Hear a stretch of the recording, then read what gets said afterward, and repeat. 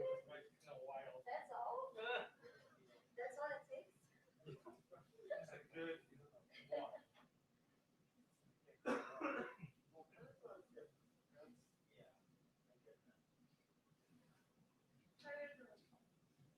Hey, 32, this is Gil with the White House at the White House North Lawn. Hey there, listen, we have Jeff Bennett here in case you guys need to do a stand-up with him on Fiber 9. Yeah, you should see him. He's standing in front of the camera right now. It's a white shot. Okay, you can talk to him because he's up with you.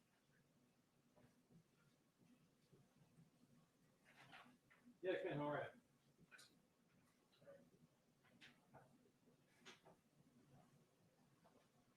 Okay, let me put up this mic.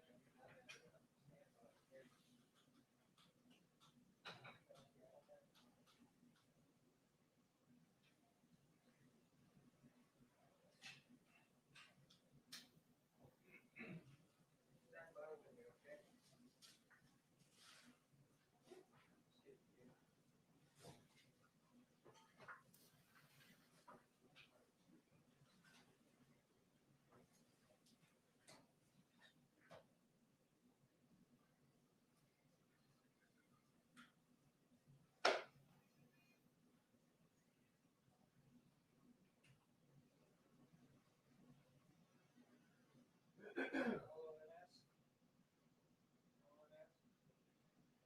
Yeah, try it again.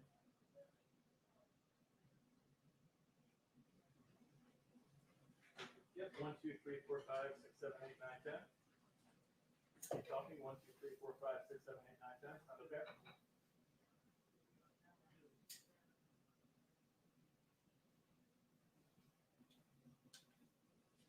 One more time, Jeff. Yep, 1, 2, 3, 4, 5, 6, 7, 8, 9, 10, 11, 12, 13, 14, 15, 16. That's right. Can you more? Are you okay? Keep talking, Jeff. Okay. 1, 2, 3, 4, 5, 6, 7, 8, 9, 10, 11, 12, 13, 14, 15. Which say go? They're switching it right now. Stand by.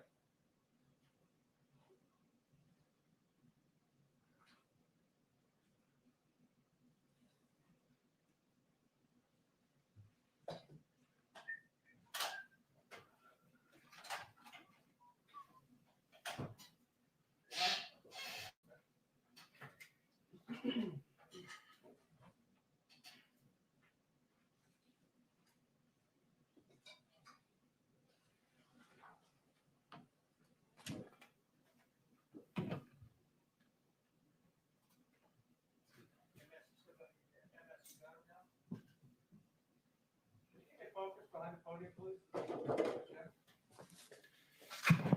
Podium check. 1, 2, 3, 4, 5, 6, 7, 8, 9, 10. Audio check. 1, 2, 3, 4, 5, 6, 7, 8, 9, 10.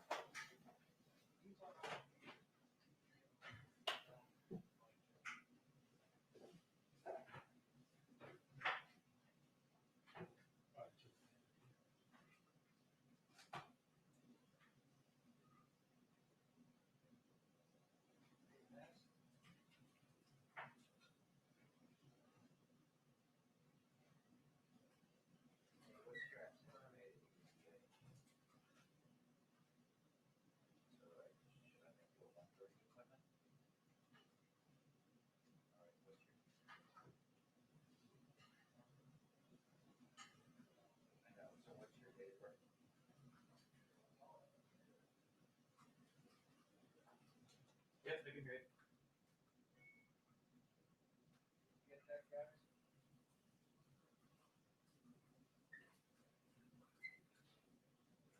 One, two, three, four, 5, 6, 7, 8, 9, 10. You got me?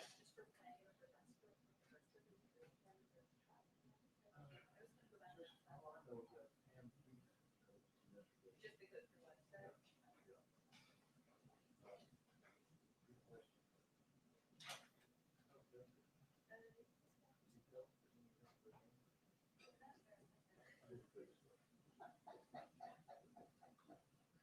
Hi. Hello, nice to see you. What's going on?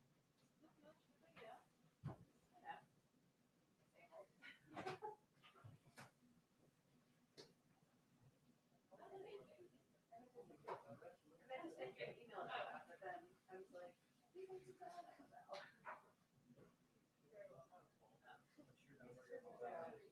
Oh, yeah.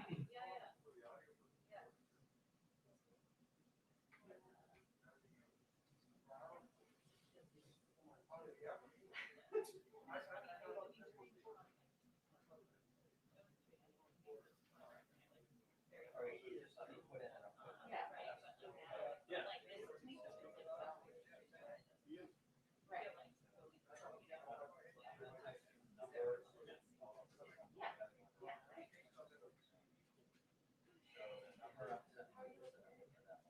yeah, I agree.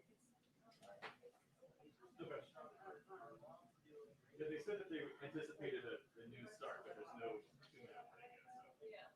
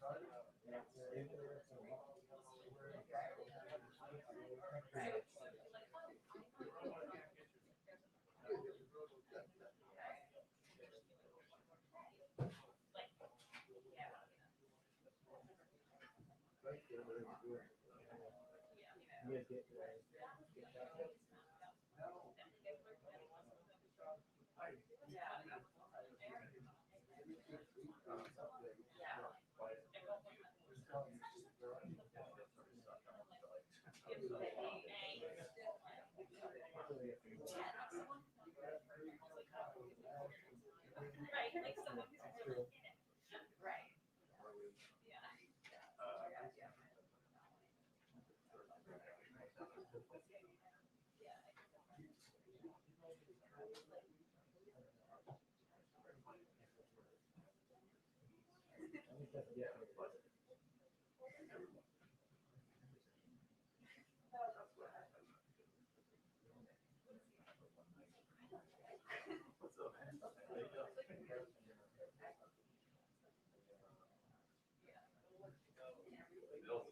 compliment.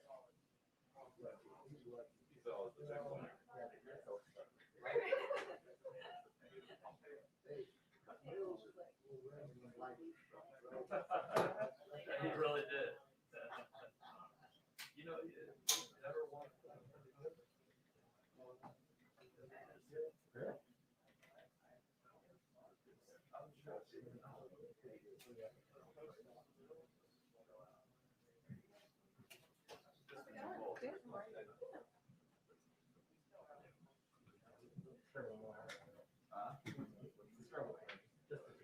Yeah, I know, right?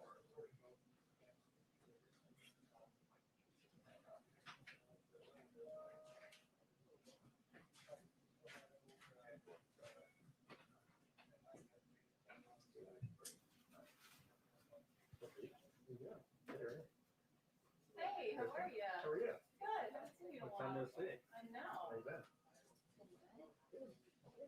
Right?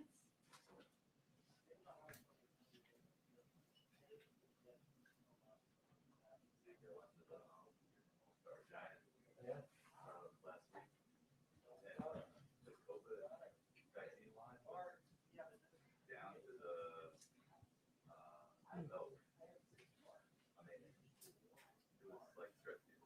I think it was like camera over there, like waiting for like another shot.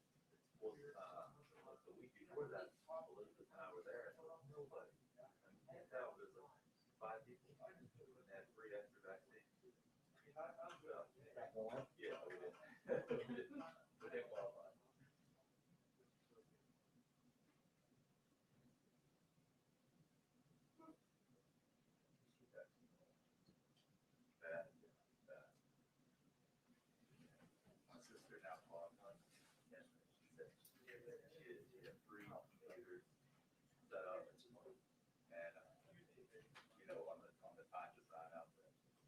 That's right, Andrea. And one of the reasons why the recently confirmed Homeland Security Secretary is coming into the brief room to brief today, I'm told, is because the White House is keenly aware of the criticism that President Biden is facing from some in his party.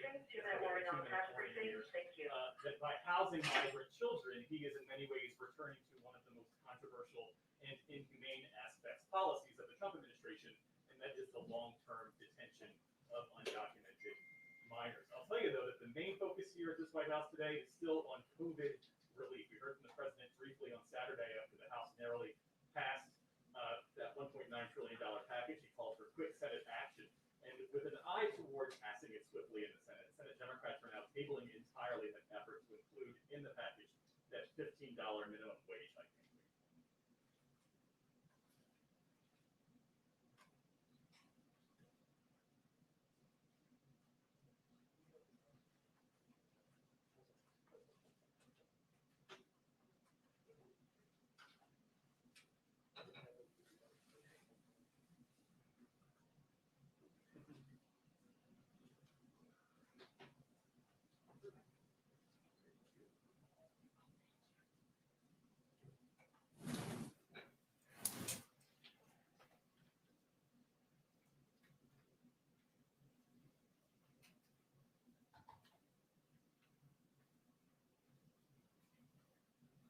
Right, and the view from the administration is that the push to raise the minimum wage, that can be fought another day. But COVID relief, that the need there is urgent and that it's imperative. And that if the machinations and the back and forth about how to raise the minimum wage slows down the COVID relief package, then that's not good for anyone. And President Biden himself said weeks ago to CBS, it was that Super Bowl interview where he said he put it in the bill, but he didn't think it would survive. Well, it turns out it didn't survive.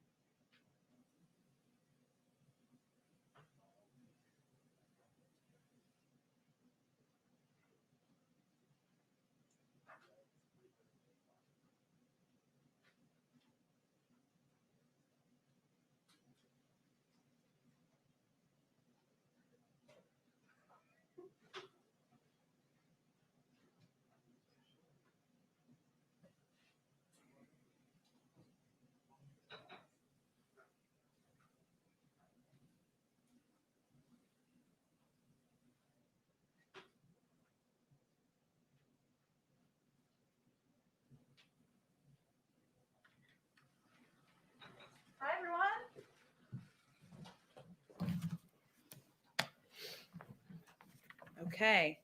Today we have a very special guest, Homeland Security Secretary Mayorkas. Secretary Mayorkas is the first Latino and immigrant confirmed to serve as Secretary of Homeland Security. He has led a distinguished 30-year career as a law enforcement official and a nationally recognized lawyer in the private sector. He served as the Deputy Secretary of the U.S. Department of Homeland Security from 2013 to 2016 and as the Director of U.S. Citizenship and Immigration Services from 2009 to 2013. During his tenure at DHS, he led the development and implementation of DACA, negotiated cybersecurity and homeland security agreements with foreign governments, led the department's response to Ebola and Zika, helped build and administer the Blue Campaign to combat human trafficking, and developed an emergency relief program for orphaned youth following the tragic 2010 earthquake in Haiti. He's been kind enough to offer to take some of your questions. As always, I will be the bad cop. With that, I will turn it over to you.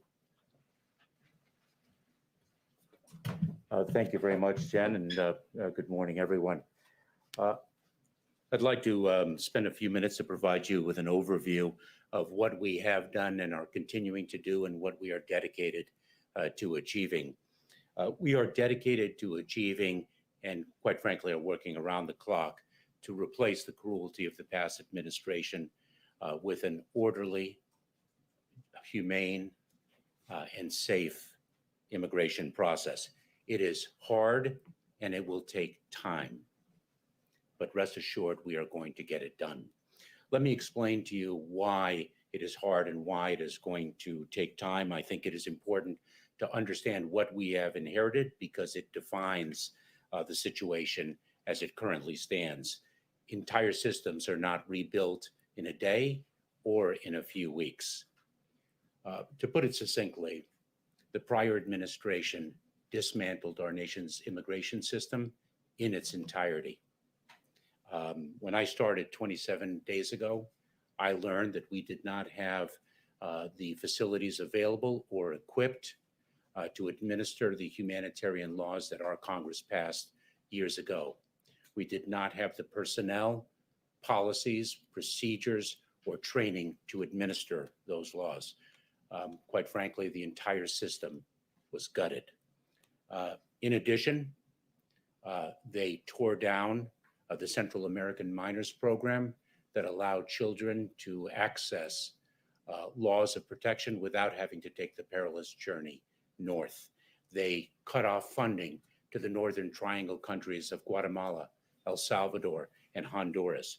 No planning had been done to protect the frontline personnel of the U.S. Customs and Border Protection and other frontline personnel that address the needs of individuals coming to our border.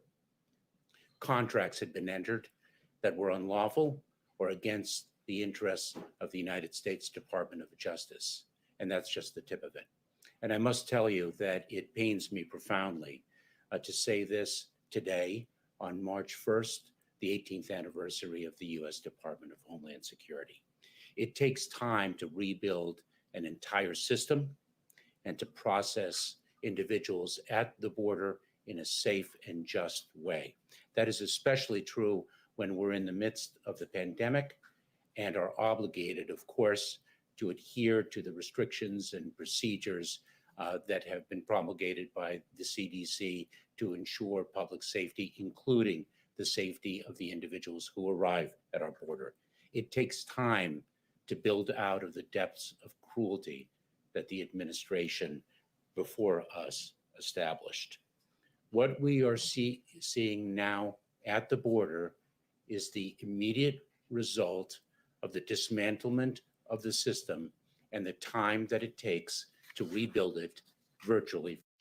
We have, though, already begun to design and, in fact, have begun to implement a new innovative way to address the needs of the population that was forced to remain in Mexico during the prior administration. That rebuilding, that innovative solution is but one part of a multi-part strategy to execute on the president's vision. For example, we've also begun to rebuild the process for young people to be able to access avenues of protection without having to take the perilous journey. we have begun to develop and rebuild the program to reunify individuals with their families here in the United States, as was once the case. The president set forth his bold vision in his executive orders at the outset of his administration, and we are driven to implement them successfully. Let me, if I can, take a couple minutes to explain that innovative system to which I referred with respect to how we are addressing the individuals who were forced into the Remain in Mexico program under the prior administration.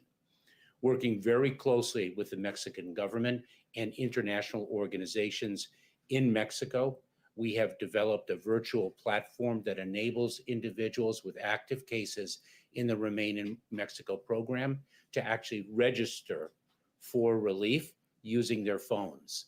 The international organizations then work with those individuals to test them, process their cases, and transport them safely and according to a defined schedule to the port of entry, where we are awaiting them and can process them through the port of entry successfully.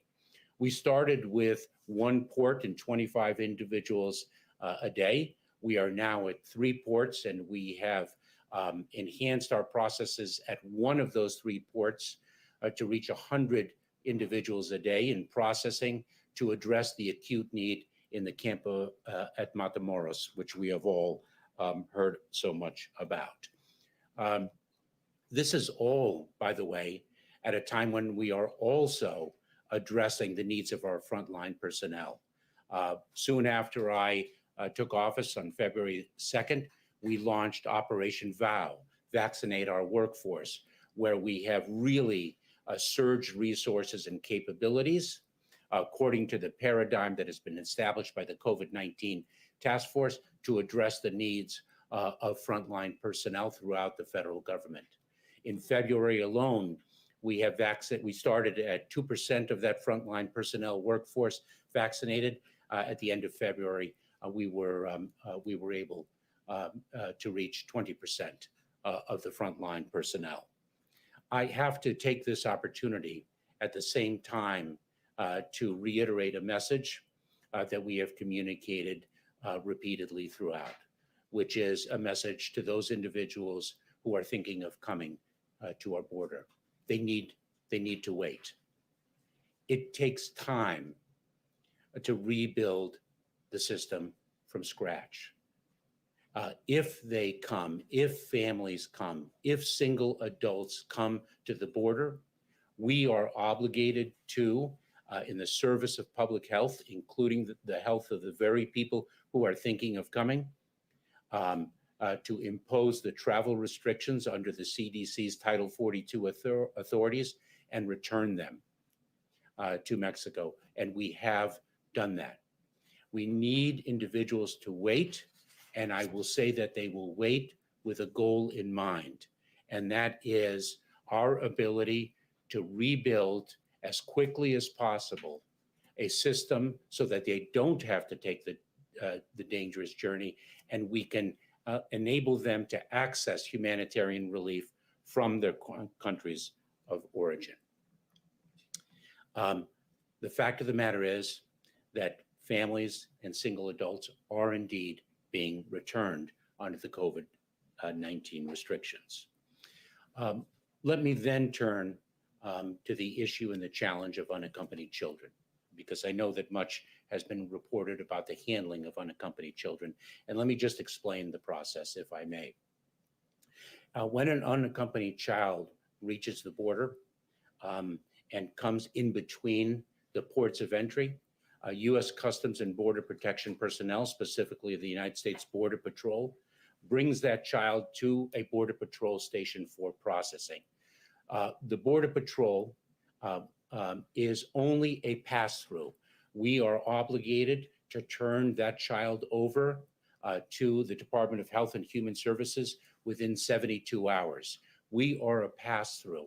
And then Health and Human Services, or HHS, of course, as is commonly referred to, addresses the needs of that child as HHS is identifying and vetting sponsors in whose trust the child can be placed while the child is in immigration proceedings.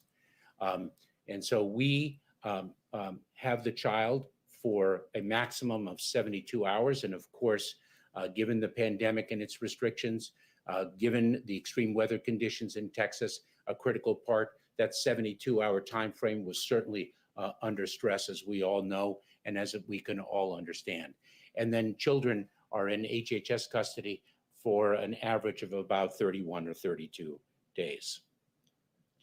Finally, let me turn to, I think, the most powerful and heartbreaking example of the cruelty that preceded this administration, and that is the intentional separation of children from their parents. I am the chairman. I have the privilege of serving at the president's designation as the chairman of the Family Reunification Task Force. The First Lady has driven us to action through her personal commitment to this moral imperative.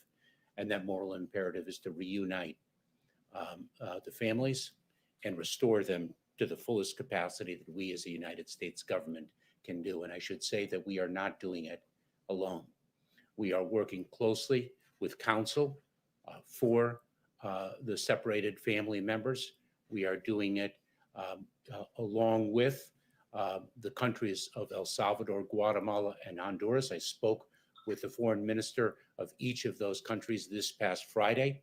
We are doing it with non-governmental organizations, and we intend to and will shortly harness the capabilities, resources, and desire of the private sector. This is not only an all of government, but all of society effort to do what is right. We are hoping to reunite the families either here or in the country of origin. We hope to be in a position to give them the election.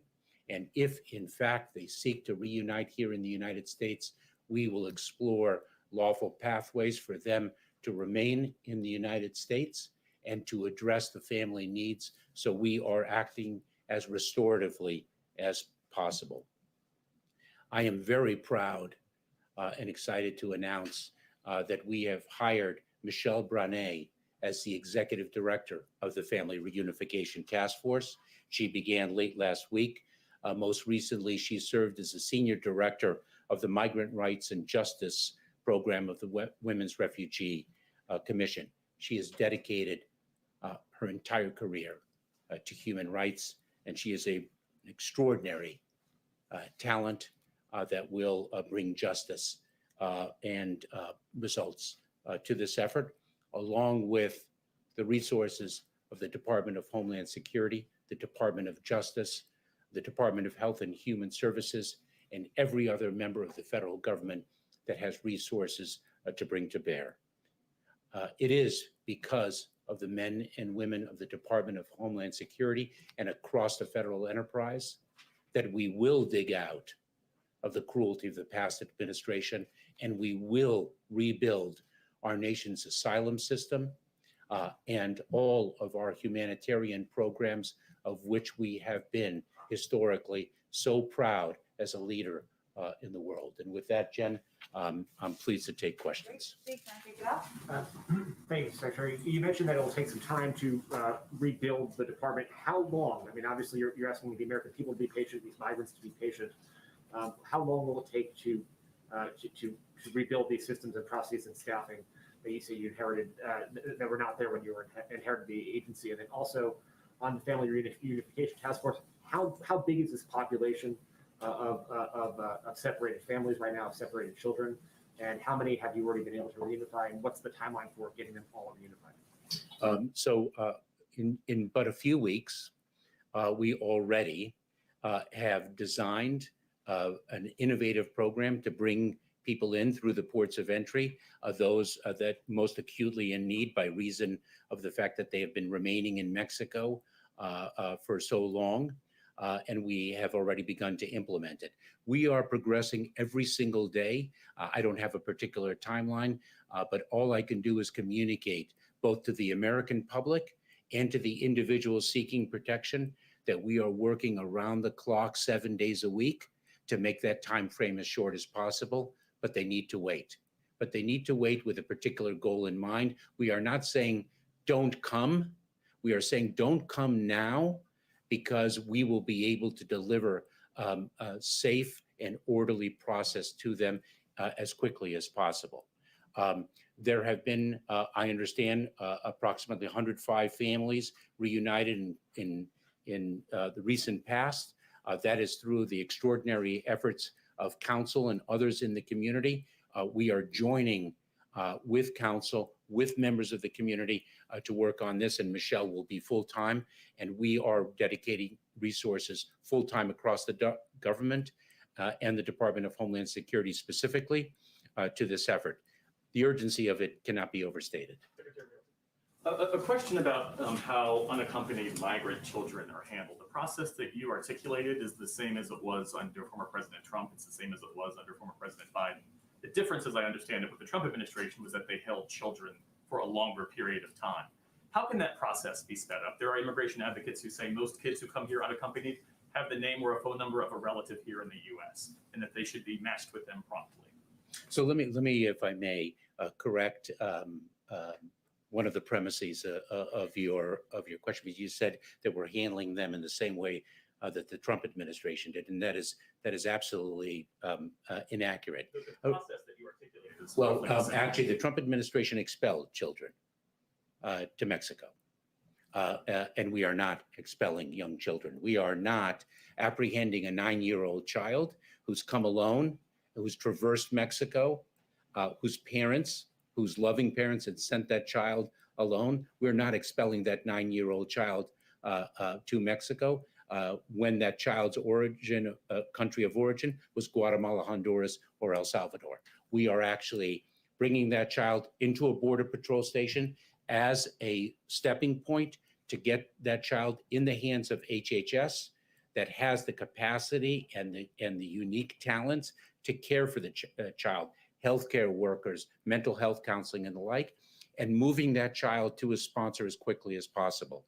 So we have taken a look at the process that is in place, and we are re-engineering it to see, for example, whether we could have HHS personnel co-located in a Border Patrol station, start to identify the needs of the child, to see if that child does indeed have a relative in the United States, identify the sponsor more quickly, and unite that child with the sponsor more quickly. So a re-engineering we are taking a look at where efficiencies can be achieved in the best interest of the child. It is the best interest of the child that really define our actions. On the family reunifications, if I may, just quickly, looking at the principles that you laid out, the work of the Family Reunification Task Force, I didn't see in there accountability, making sure that it never happens again, but also holding the Trump administration's responsible for that policy, holding them accountable. The Justice Department Inspector General put out basically a roadmap that says that Jeff Sessions and DOJ leadership at the time was responsible for that,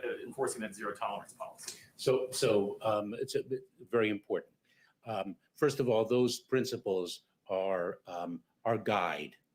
We are going to be discussing what can we do under the law, because remember, we must address the needs of each family member in an individualized way, each family unit in an individualized way in accordance with the law. So these are our goals. Our overarching goal is, of course, to be as humane as the law provides, to be as restorative as the law enables us to be, to bring justice to these families.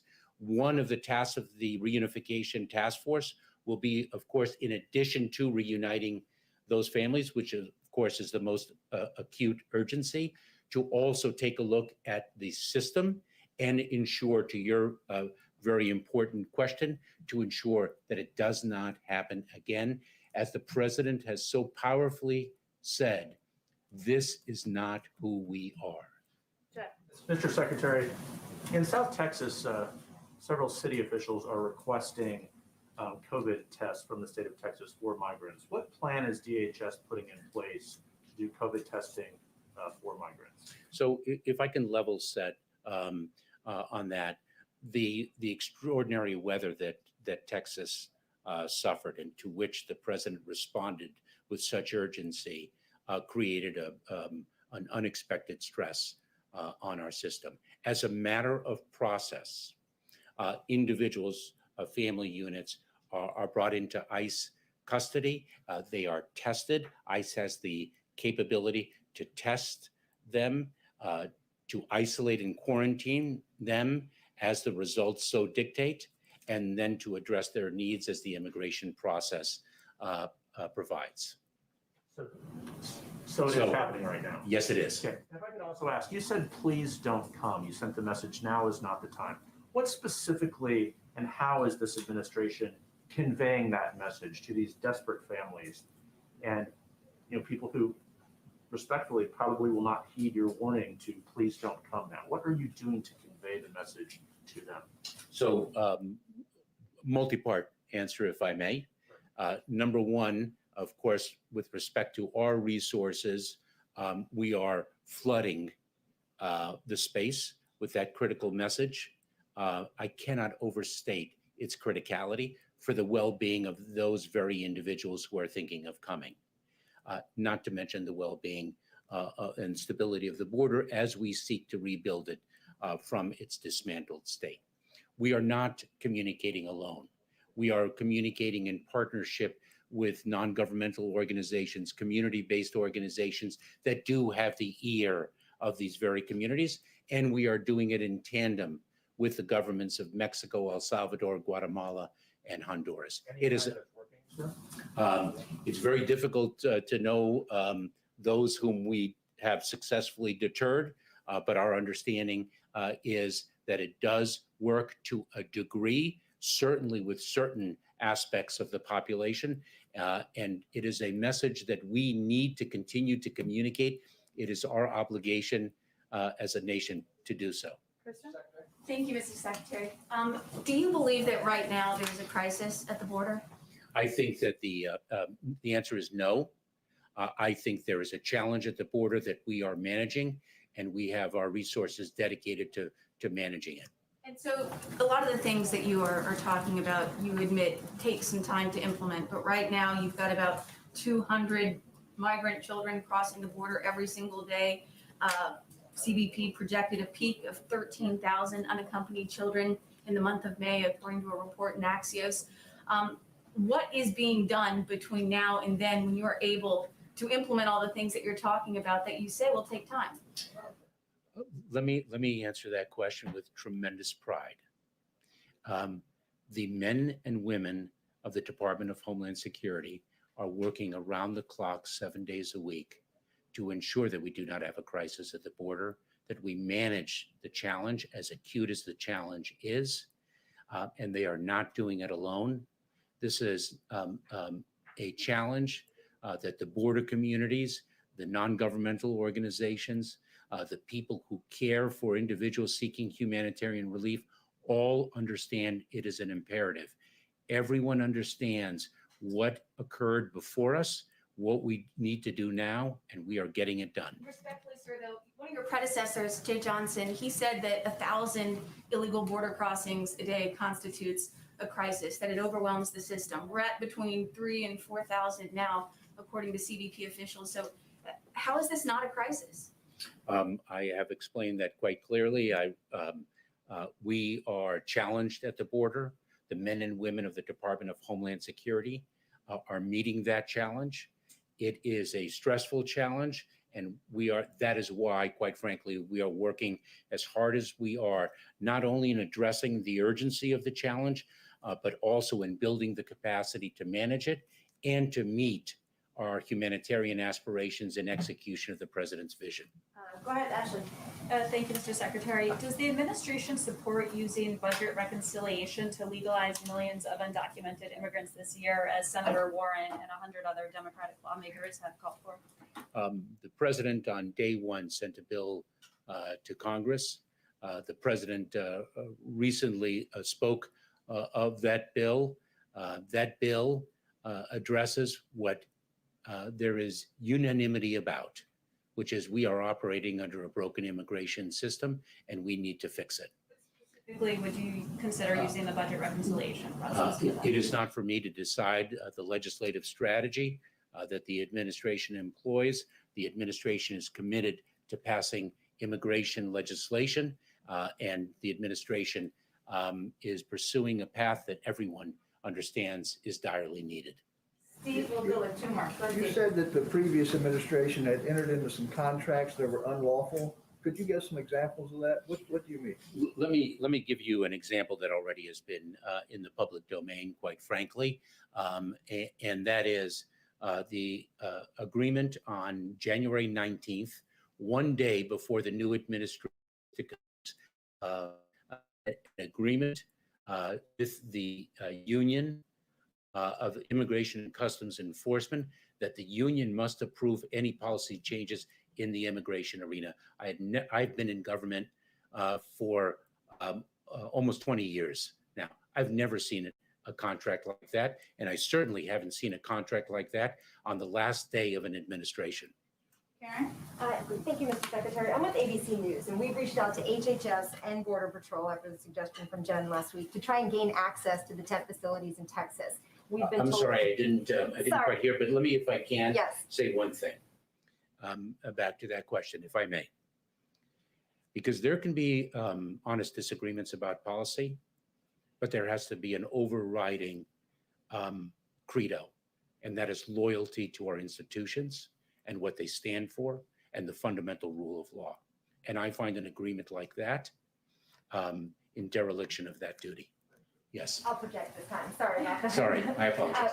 I'm with ABC. We reached out to HHS and the Border Patrol about gaining access to the tent facilities in Texas. We were told we can't because of COVID restrictions. If there is a safe way to do this, to get reporters down there, to show the American people the conditions there where these unaccompanied children are being held, would you allow that? I'm happy to take a look at that. I owe it to my people to understand the situation and the reasons why access was denied. I will share with you something, another principle to which I intend to adhere throughout my tenure, and that's openness and transparency. And that includes the Fourth Estate. I actually grew up as a journalism student, but apparently I wasn't a good enough writer to make it the whole way. Let me share with you what I communicate to the workforce, and we'll leave it at that, because it's in the service of openness and transparency. Don't shrink from criticism. Just work very hard not to deserve it. Thank you very much. All right. Oh, I'm happy to take another one. One more. Yeah, I'm sorry. What is the status of the review of the Trump-era visa bans for H-1B visas? And has the White House decided to lift those bans before they expire at the end of the month? You know, I don't really, I hate to end the questioning on a question, the answer to which I am not certain. But look, this goes to what preceded us. We have so much work to do to repair and to restore and to rebuild that we have a prioritization matrix. And of course, the acute needs of individuals fleeing persecution is a high priority, which brings me to this meeting this morning. Thank you, everyone. Secretary, we'd love to have you back again. There's clearly lots of questions. Thank you so much, Thank you for joining us. Thank you.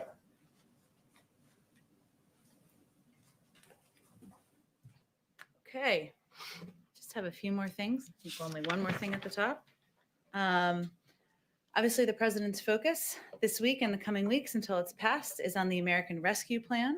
And I wanted to just take the opportunity to reiterate that in 2 weeks, on March 14th, around 11 million Americans will start losing their unemployment benefits if Congress doesn't act on the president's rescue plan.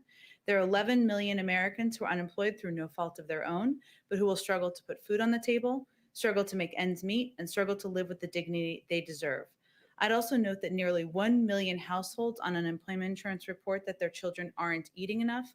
More than 1.5 million more are behind on their rent or mortgage. For almost a full year now, new unemployment claims have exceeded the pre-pandemic all-time high, and the economic data shows a K-shaped recovery with millions of workers at risk of being left behind. That's why it's absolutely critical Congress act, and we certainly hope they do that as quickly as possible.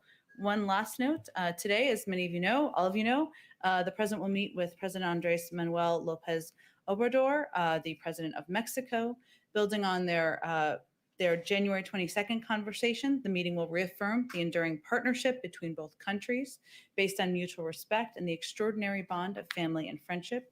The president will be joined for the meeting by Secretary of State Tony Blinken, Secretary of Homeland Security Alejandro Mayorkas, spending a lot of time here today, clearly, and other White House officials to discuss a new phase of the U.S.-Mexico bilateral relationship with their counterparts. The discussion we expect will focus on migration, recovery from COVID-19, climate change, and security. With that, Zeke, kick it off. Thank you, Jen. What's the White House's response to Iran's refusal to sit down for negotiations on its nuclear program? And is there a sense of urgency on the part of the White House to get Iran to the table given the development and progression of its program? Well, first, let me say we're disappointed in Iran's response. We remain ready to re-engage in meaningful diplomacy to achieve a mutual return to compliance with JCPOA commitments. And we will be consulting at every level with our P5+1 partners on the best way forward. We do view this, though, as a part of a diplomatic process to determine the way forward, and that's what we'll be engaging through the prism of. Another on foreign policy, the president has not taken any direct action against the Saudi crown prince in response to his involvement in the murder of journalist Jamal Khashoggi. Why not? And what message is the president sending to autocrats around the world that they could kill journalists or their own citizens with impunity and not suffer personal sanctions? Well, let me first say that, this was a horrific crime. The president has been consistent in reiterating that and his belief of that. The report that was released on Friday through ODNI did not contain new information. It was important to the president that it was released and it abided by our legal obligations. And it wasn't something that was done by the prior administration. We also took a series of strong steps to impose on individuals directly involved in the operation that led to the murder of Jamal Khashoggi, including adding senior Saudi intelligence official Ahmed al-Asiri to the list of those facing global Magnitsky designation. I don't know why that's a mouthful. We also sanctioned under the global Magnitsky rule the entire Rapid Intervention Force, a unit of the Saudi Royal Guard that has engaged in counter-dissident operations, including the operation that resulted in the killing of Jamal Khashoggi. This is a crucial step because it structurally addresses an unacceptable pattern of targeting, monitoring, harassment, and threats to dissidents and journalists. And we believe, our national security team believes that going after the network responsible for these actions is the best way to prevent a crime like this from ever happening again. That is our objective. But going after the network responsible but not the man responsible for it, why not? Again, I would say we took a number of steps that our team determined were the right steps to prevent this from ever happening again. That is our objective. We also, from day one, even prior to the release of this report, have recalibrated the relationship, have made clear that is going to be a shift from how it was approached over the last 4 years. That means counterpart to counterpart conversations. That means not holding back and voicing concern and pushing for action as it relates to dissidents or journalists or others being held. And it means making clear that we are not going to support the ongoing war in Yemen. We want to find a conclusion of that war. So our objective is to recalibrate the relationship, prevent this from ever happening again, and find ways, as there are still, to work together with Saudi leadership while still making clear where we feel action is unacceptable. And sorry, one more domestic one. You spoke yesterday about the sexual harassment allegations against Governor Cuomo in New York. Has anyone from the White House reached out directly to anyone, to him or anyone on his staff? And then is the president concerned that this could serve as a distraction from Governor Cuomo's handling of the pandemic, and should he potentially step aside while this investigation is underway so that there are no distractions handling the pandemic? Well, as I stated yesterday, the president's view has been consistent and clear that every woman coming forward should be treated with dignity and respect. That applies to Charlotte, that applies to Lindsay, and any woman coming forward. And since yesterday, of course, overnight, the Attorney General, it has been made clear that the New York Attorney General, will oversee an independent investigation with subpoena power, and the governor's office said he will fully cooperate. We certainly support that process, and we'll wait to see that through. Go ahead. Just to follow up, you reserve the right to sanction the Crown Prince in the future if deemed necessary, right? Of course, we reserve the right to take any action at a time and manner of our choosing. I will note, Steve, that historically, the United States, through Democratic and Republican presidents, has not typically sanctioned government leaders of countries where we have diplomatic relations. And a separate question, we saw the statement last night about Alabama and Amazon. Is the president endorsing Amazon workers forming a union there? Well, the president broadly, and I think it was a video that just so people know the context of what you're referring to. The president believes that workers should have the right to organize. That is a fundamental value he has, and one that he has been consistent on for decades. We don't comment on specific cases where it is before the NLRB or could be before the NLRB, so we aren't going to weigh in specifically on Amazon, but we broadly, he believes that workers should have the right to organize, and hence he conveyed that in the video. Lastly, on Burma, Myanmar, have you been forceful enough in your sanctions on Myanmar? Because we keep seeing these bloody crackdowns. And are you coordinating with allies to look at more action? We are absolutely. We put out a statement yesterday from National Security Advisor Jake Sullivan. So let me just reiterate a couple of the pieces from that, that we remain alarmed by the Burmese security forces' violence against peaceful protesters. The killings represent an escalation of the ongoing crackdown on pro-democracy protesters since the February 1st coup. We are preparing the additional actions to impose further costs on those responsible for this latest outbreak of violence and the recent coup. And we expect to have more to share on that in the coming days. Go ahead, Jeff. And back on Saudi Arabia, during the campaign, obviously, former Vice President Joe Biden was very well aware of the history of the U.S. government in terms of who they sanction and who they haven't. But yet he said, we're going to make them pay the price and make them the pariah that they are. How does this come anywhere close to his pledge to Americans in November of 2019 at that debate? Well, first, the president has been clear to his team, and he's been clear publicly that the relationship is not going to look like what it's looked like in the past. And even before the release of the report on Friday, we had taken actions as an administration to make that clear through diplomatic conversations to our partners and allies in the region and through our actions. And that includes a change in how we are communicating with the Saudis, counterpart to counterpart, going back to that appropriate line of communication. It includes not holding back and raising concerns about human rights abuses. We did see last month that Saudi Arabia did release 2 dual national prisoners and women's rights activists. It includes pulling back from our support from the war in Yemen. But it's important to also note that there are areas where we have an important relationship with Saudi Arabia, intelligence sharing, also helping defend against the threats and the rocket attacks that they are getting, getting from bad actors right at their doorstep. And global diplomacy requires holding countries accountable when needed, but also acting in the national interest of the United States. And that's exactly what the president's trying to do. And does he feel he's done a good enough job explaining his position, his new position now as president of the American people? And how is he reacting to the criticism he's received over the weekend? And Nick Kristof, the New York Times, accused him of choking. There were a variety of pretty tough words against him. How has he responded to that? And does he need to address it more?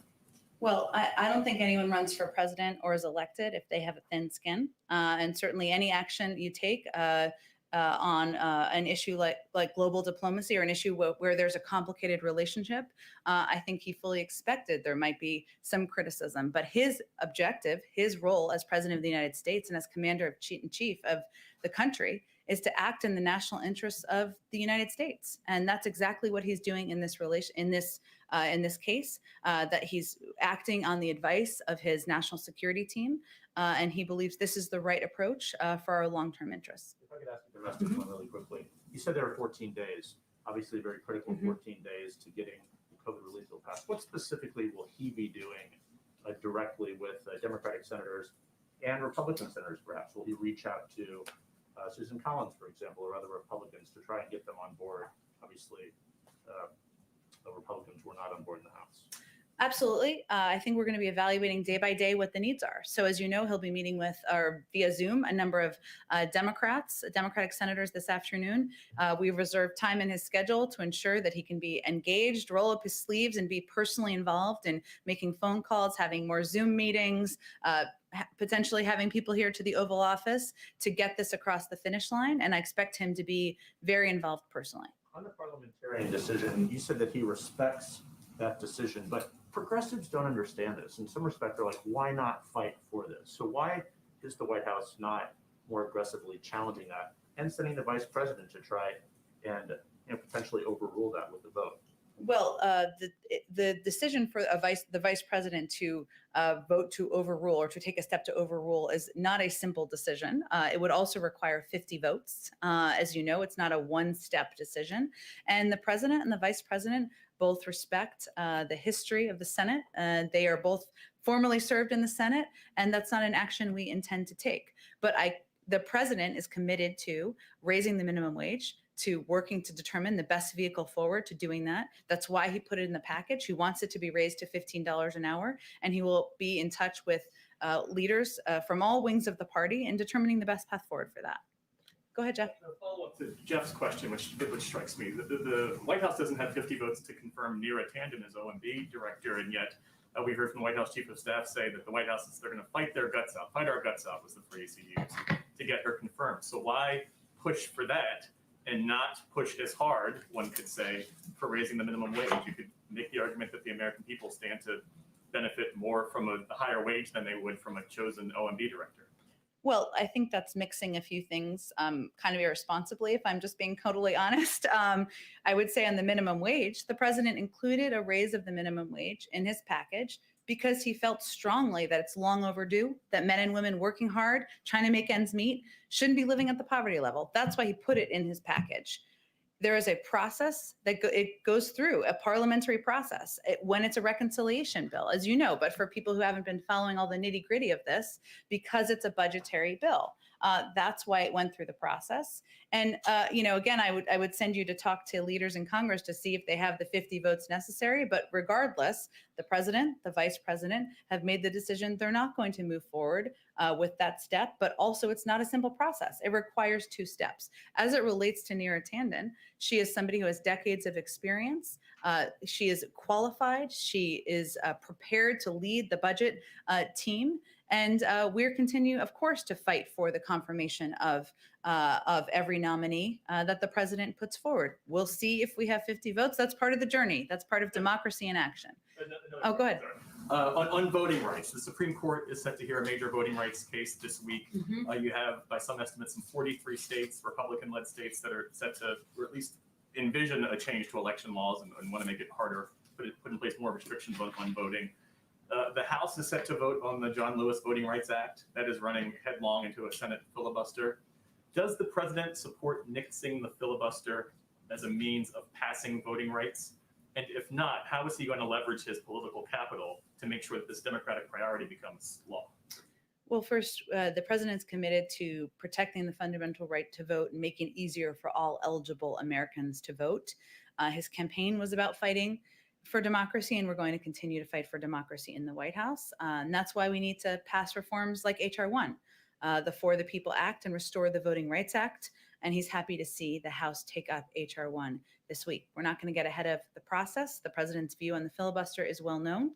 He has not changed that point of view, but certainly any step to protect voting rights, to ensure that it's easier and not harder for people to vote in the country, we feel is a positive step. We'll circle back on that. Okay. Ashley, go ahead. Thank you. I want to follow up on Governor Cuomo, and then I have a question about schools. Sure. So on Governor Cuomo, you said President Biden supports an independent review of the sexual harassment allegations against him. But one of those aides, 25-year-old Charlotte Bennett, detailed specific language and questions that she said the governor asked her about her personal life that made her feel uncomfortable. And the governor himself has not denied asking these personal questions. So my question for you is, in general, when it comes to sexual misconduct, where is the red line for this president and the administration? Is it only at unwanted physical overtures, or is it at unwelcome language between a boss and a subordinate with a power differential? Well, Ashley, as I said yesterday, that story was incredibly uncomfortable to read as a woman. And we certainly believe that every woman coming forward, Charlotte, Lindsay, should be treated with respect and dignity and be able to tell their story and treated with respect. There is a process of reviewing, as you noted, an independent investigation. We will leave it to that process through the Attorney General to make a determination on the path forward. in general, not about this specific case, but can you just explain, I mean, your White House accepted the resignation of someone who used simply language that was inappropriate and abusive. Is there a red line when it comes just to language, or is President Biden's red line, does it have to be something? I'm not sure, a red line for whom? I'm not sure what you mean. In what, like with what outcome? For if the review shows that Governor Cuomo asked her questions, that it's not, you know, as has also been alleged in other instances, a forceful kiss or an unwelcome physical overture, but just mere questions about someone's personal life, or sex life or romantic life or anything that makes someone feel uncomfortable, especially in a subordinate relationship with someone in power.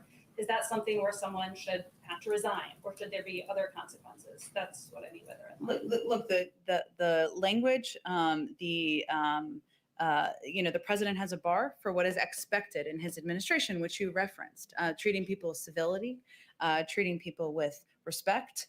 And that's what bar he holds in his administration. In terms of the path forward and the outcome of the investigation, we will leave it to the Attorney General and others to conclude that. And then on schools, first I want to make sure I understand President Biden's 100-day pledge to reopen schools. Is that getting 51% of K through 8 schools open 5 days a week? Am I correct on that? The majority of schools open 5 days a week. That is certainly our objective, and we'd like to meet that within 100 days. And we hope our Secretary of Education is confirmed soon, who will be overseeing that process moving forward. By 5 days a week, is that every single kid who wants to be in school, that individual kid is going 5 days a week, or is that the building open 5 days a week, but kids perhaps doing a hybrid model, half the class on Mondays and Wednesdays, the other half on? We'd like kids to be able to be in school 5 days a week. Thank you. Go ahead, Kristen. Thank you, Jen. So when the president of Mexico meets with President Biden a little bit later today, he is expected to ask if President Biden would consider sharing part of the U.S. coronavirus vaccine supply with his country. Is this something that President Biden is considering? No. The president has made clear that he is focused on ensuring that vaccines are accessible to every American. That is our focus. The next step is economic recovery, and that is and ensuring that our neighbors, Mexico and Canada, have similarly managed the pandemic so that we can open our borders and build back better. But our focus is on his focus. The administration's focus is on ensuring that every American is vaccinated. And once we accomplish that objective, we're happy to discuss further steps beyond that. One other thing that the president of Mexico is expected to propose is an idea to bring an immigrant labor program to the U.S. that could bring 600 to 800,000 immigrants a year to work legally in the United States. Is that something President Biden would consider? I've seen reports of that. I believe that's a step that would require Congress. I'm sure we'll have a readout after the bilateral meeting this afternoon, and they both will be speaking after it as well. Okay, one more question about the strike in Syria. The Democratic Senator Mark Warner, he said over the weekend that he really wished that the Biden administration had given Congress more of a heads up. He said, I wish the Biden team would have given Congress greater knowledge and greater warning. So given the criticism that you and other administration officials had leveled at the Trump administration when they struck Syria back in 2017, why not go more out of the way to loop in Congress? Well, there were notifications made to the appropriate committee chairs, and there has also been an offer of classified briefings to anyone who would like a classified briefing, and we concluded a range of notifications on Friday. In terms of the strike in 2017, that was a strike of an attack on Syrian military installations in response to a chemical weapons attack. This was in response to a threat and attacks that threatened the lives of American men and women serving overseas. They're both different in policy and legal justification. And one more question from former President Trump over the weekend speaking at CPAC. I heard that. He I had heard a you spoke. quote. He said, President Joe Biden sold out America's children to the teachers union. How does the White House respond to that? I think we're going to spend more of our time focused on communicating about our agenda for the American people than responding to criticism from the former president. Go ahead. Thanks, Jen. To go back to Saudi and the Crown Prince and the quote that Jeff brought up from Ben candidate, Joe Biden, in 2019. You mentioned holding countries accountable. You mentioned today acting in the national interest. But he said in 2019, we're going to make them pay the price, Saudi leaders. How is the administration making the Crown Prince pay a price?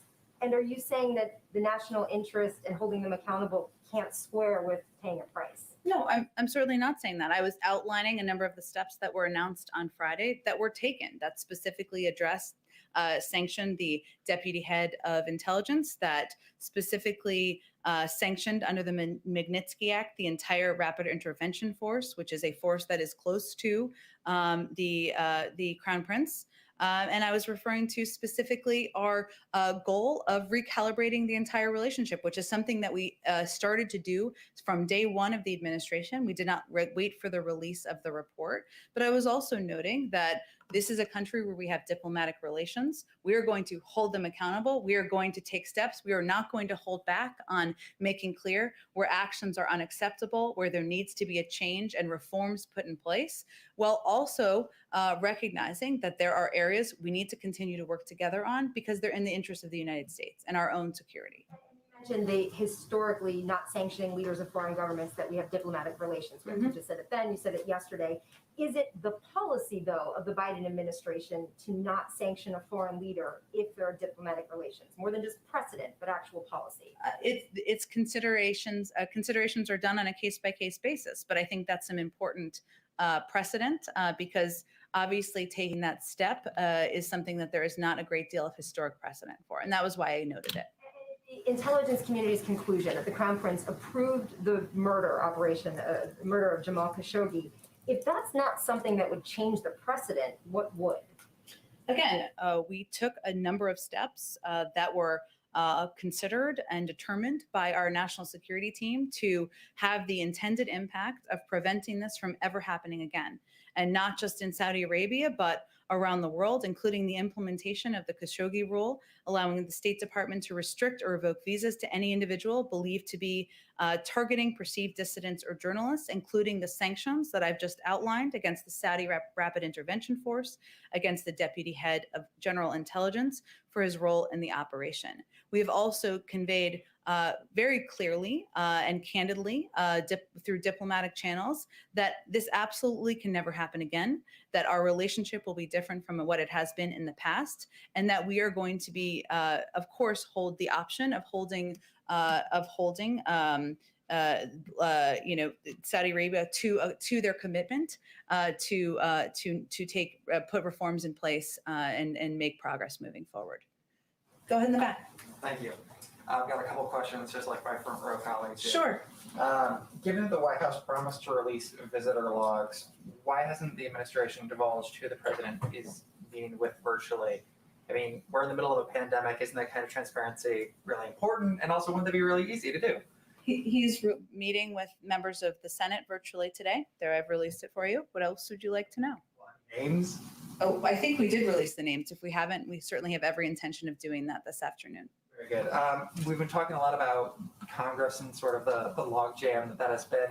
I'm wondering, is the president looking at the proposal that was released by House Appropriations Chair Rosa DeLauro when it comes to bringing earmarks back? Is that something that, I know that he's a legislator himself, but is that something that he's interested in? Maybe that could hurry along some of the agenda, or does he not have an opinion on earmarks?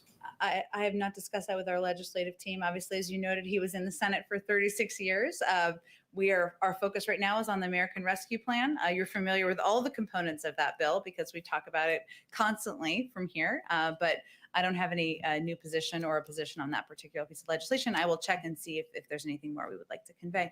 Go ahead. Sorry. Go ahead. Thank you. Go ahead. Senator Warren proposed a wealth tax on households that are worth at least $50 million, saying, quote, "This is money that should be invested in childcare and early education, infrastructure, all of which are priorities of President Biden and Democrats in Congress." Does this president have any appetite for a wealth tax? Well, the president strongly believes that the ultra wealthy and corporations need to finally start paying their fair share, and that our economy and tax system need to reward work, not wealth. That's why he proposed making sure the very richest Americans pay the same rate on the income from their wealth that a worker pays, as well as closing loopholes that allow them to entirely escape tax. Obviously, our focus is on the American Rescue Plan. Addressing the inequities in the tax code is something he talked about as part of his Build Back Better agenda, and is something he remains committed to. He has a lot of respect for Senator Warren and is aligned on the goal of ensuring the ultra wealthy and big corporations finally pay their fair share. He's laid out a lot of ideas, and when we get to that point in our agenda, he'll look forward to working with her and others in Congress. Go ahead. Thank you, Jen, very much. So yesterday, former President Trump suggested he might run again he will be back in 2024. You said the White House is not paying attention to President Trump, former President Trump, but how do you think foreign leaders are looking at this? Because this is one of the reasons foreign allies are still have doubts, and many, if they can trust the U.S. again. So how do you also think President Biden can convince global allies that they can trust the United States and reclaim U.S. leadership?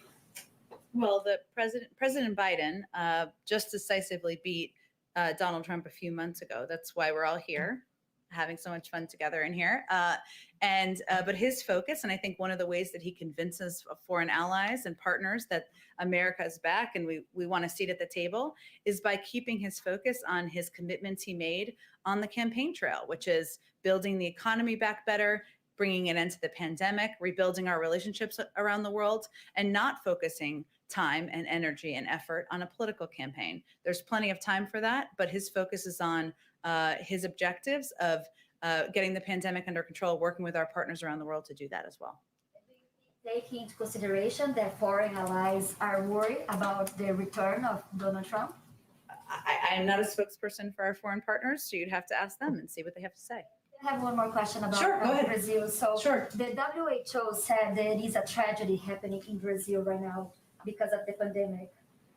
What is the White House evaluation of the situation in Brazil and how Brazil is responding to this crisis? Well, first, let me note that on just about a month ago, the United States, through USAID, announced it has delivered an addition of $1.5 million for emergency COVID-19 response in Brazil. We did that, of course, because we want to be a collaborative and cooperative partner in addressing the pandemic. Our focus is on getting the American people vaccinated. That needs to be our focus now. But of course, we believe that the more people in our global community who are vaccinated, the safer we all are. It's just what our current focus is at this point in time. Is there any conversation with the Brazilian government about the situation there? Do you think also there is a tragedy going on in Brazil right now, happening in Brazil? Certainly the loss of life, the number of people who've been impacted in Brazil and many places in the world, including the United States, is an incredible tragedy. But in terms of specific conversations, I'd refer you to the State Department. They would have more specifics and more updated conversations to read out for you. Go ahead. Just one more question about South America. There was some hope in South America that President Biden would be an ally because he has experience leading issues in the region during the Obama administration. But so far, in more than a month, President Biden has not spoken with any leader in South America. So I wonder what would be his priority in the region, and also who might be his best partner in the region. Who would be the first one he would call? We'll see. I promise you that the president would love to spend even more time calling foreign leaders, and there's just a lot, of course, on his schedule. I expect he will do many more foreign leader calls in the coming weeks, and certainly would have discussions with many leaders in South America, but I don't have any prediction for you about who or when. Go ahead. During the COVID briefing earlier today, Jeff Zients acknowledged that people were having a lot of frustration getting vaccine appointments and a lot of problems with the state portals. Is there any discussion at this point, given those problems, with setting up some sort of nationwide portal for people to access those vaccine appointments? Well, there was an announcement we made last week about Vaccine Finder, and it's just available, of course, in about a half a dozen states at this point in time. But what we're working to do is take a number of steps to ensure people have access to more easily figure out when they can get a vaccine and when they're eligible. In part because, as you know, everybody doesn't have access to the internet. Everybody doesn't know how to figure that out online. So certainly that's one tool. It's in a pilot stage at this point in time, certainly could be expanded, but we're also looking for to add additional steps, call centers, proactive outreach, other ways to reach people who are having trouble figuring out how to gain access to a vaccine and when they'll be eligible. Okay, just one more question, if you don't mind. Senators Wyden and Sanders dropped their plan today for taxing companies that did not pay a higher minimum wage. I'm wondering, what is the plan C at this point for getting some sort of minimum wage increase through Congress over the next several months? Well, it is an issue that the president remains committed to. He wants the minimum wage to be raised. That's why he put it in his package, and he is going to be in conversations, and we will be at a number of levels with members of Congress, with their staffs, about the best vehicle moving forward. But we don't have a clear answer on what that looks like at this point. It just remains a commitment and something he will use his political capital to get done. Go ahead, Jeff. And the White House has, as you've been standing up here, the office has released the senators who will be meeting virtually with the president this afternoon. There are 9 senators. Okay. Would you consider opening the top of that up so we can hear from the president directly on this 14-day critical push? And if not, why is that meeting not open? Well, it's a video call. I'm happy to check with our team and see. He has spoken about his commitment to getting the American Rescue Plan passed and the reasons why nearly on a daily basis. So I don't think you've had a shortage of that. He'll also be speaking after the bilateral meeting with Mexico, but I'll check and see if there's more that can be done. Go ahead. Yeah, Donald Trump last night said everybody should get their COVID-19 shot. Is that something you would welcome, his intervention? And given that Republicans as a group seem rather more reluctant to get the coronavirus vaccination, is there more you could be doing with Republican leaders to bring on that group? Well, that's a good question. I mean, our objective, of course, is to ensure as many Americans as possible are vaccinated as quickly as possible. And we will have enough vaccines to vaccinate, ensure every American has a vaccine by the end of July, if not sooner, likely sooner. So at a certain point, we're going to reach, we will have more vaccines than there are people who want to take them. That doesn't seem like where we're going to be at this point, but we will reach that point in time. And we certainly welcome the encouragement from anyone to take a vaccine. And if I could, Anne Sakalis is still wanted in the UK on charges of causing death by dangerous driving. Now, the original rationale for her leaving the country with diplomatic immunity was that she was the spouse of somebody who was working at RAF Croughton, which under the terms of the agreement there meant she would have had diplomatic immunity. It since seems to have emerged from her lawyer in court here that she was actually employed by the State Department or the US intelligence services. I wonder if you can clarify whether she was working in the UK for the United States government and whether she does actually, as far as you're concerned, have diplomatic immunity. I would point to the State Department. They, of course, engage in any questions about diplomacy, diplomatic immunity, of course, the status of somebody who served during the prior administration. I don't have anything more for you on it from here. Go ahead in the back.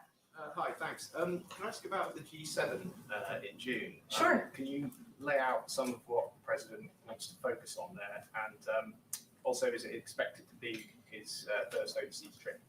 We're not quite there yet in terms of laying out his exact agenda. Obviously, there are global objectives, getting the pandemic under control, working together to get our economy up and going again, which is something that the United States is obviously grappling with, but many countries around the world are grappling with. I'm certain those will be part of the agenda, but we're not quite at the point of previewing a summit that's happening in a few months. A lot can happen in the world between now and then. In terms of whether or not he will travel, we haven't made a determination on that at this point either. It will be related to COVID restrictions and the advice of our health and medical team. And I expect as we get closer, we'll have more of an update. Is there a possibility that he won't attend in person? Again, we'll evaluate as we get closer. There's certainly a possibility, but we are several months away. Go ahead. I have a couple questions out from myself and then some from our colleagues. Sure, go ahead. With 3 vaccines available, the administration has said it will distribute all 3 proportionally. and then tell states to distribute them equitably. Mhm. My question is, if the Johnson & Johnson vaccine is just the one dose, why not prioritize that for communities that are harder to reach and maybe harder to convince to come back and get that second dose? Well, the determination is made by the FDA on kind of how these vaccines should be distributed and where. I will say that the advice and guidance we've received from our health and medical team is that every American should take whatever vaccine is available when it's their turn. And in terms of distribution of those vaccines, generally speaking, if we're distributing the Johnson & Johnson vaccine, or we will distribute, I should say, just like we distribute Pfizer and Moderna's vaccine, proportional to a state's population and through our federal channels. So if a state makes up 5% of the population, it will get 5% of the Pfizer allocation, 5% of the Moderna allocation, and 5% of the Johnson & Johnson allocation. All three vaccines are highly effective. All three, and this is certainly an incredible a step forward and a new tool that we have now in our quiver to address the crisis. But the guidance we are providing, based on the advice from our health and medical team, is that any American should take whatever vaccine that is available to them. And how does the administration counteract any messaging that the Johnson & Johnson vaccine is inferior to the other two that have greater efficacy? Well, I think the clear message we're sending is that all of these vaccines are safe, they are effective, they've been approved by the FDA, they will be distributed, all of them will be around the country through governors and then also directly to pharmacies and other mass vaccination sites. And we will be continuing to convey that any vaccine you have access to, you should take that vaccine. And we are not, we will be certainly also tracking if vaccines are only going to certain communities, and we'll be addressing those issues as they come up. A couple of other colleagues who aren't here. Now that the COVID bill has passed the House, has the president had any more contact with Speaker Pelosi about scheduling his joint address to Congress? That's such a popular question. I don't expect that, we don't have any update on it. I don't expect that the president will be laying out the next stage of his agenda until after we get the American Rescue Plan passed, and we're certainly hopeful that we do that in the coming weeks. Any update on his first press conference? Not yet, but we will definitely have one. We will schedule it, and you will be the first to know because you're pivotal participants in that. Last question here. When does President Biden plan to begin submitting nominations for judicial vacancies? It's a great question. It certainly is something on his mind and a priority for him, given his long history, obviously as former chairman of the Judiciary Committee. I don't have an update for you on the timing, but it's something that he is focused on personally. Jen, can I just ask? Oh, go ahead. In these conversations with foreign leaders, phone calls and our meetings, is President Biden discussing at all the threat of the white supremacy? Domestic violent extremism? Certainly, it's a U.S., but around the world. Yeah, it's something that you're discussing here in the U.S. and around the world. Well, there's an ongoing review, as you know, and we're allowing that policy process to see itself through. He does receive regular updates from his Homeland Security team and others on incidents happening around the world. Whether it comes up in meetings, I don't think I have anything more specifically to read out for you, other than to convey that it is a priority for him on the national security front in addressing that. That's why he asked his team to conduct a full review, and why we'll look at that before we put new policies in place. White supremacy is a threat to the national security and maybe further transnational threat? He certainly wouldn't have asked the national security team to conduct a full review of domestic violent extremism, including, of course, activities of white supremacists, if he did not think it was a threat. Thank you, everyone.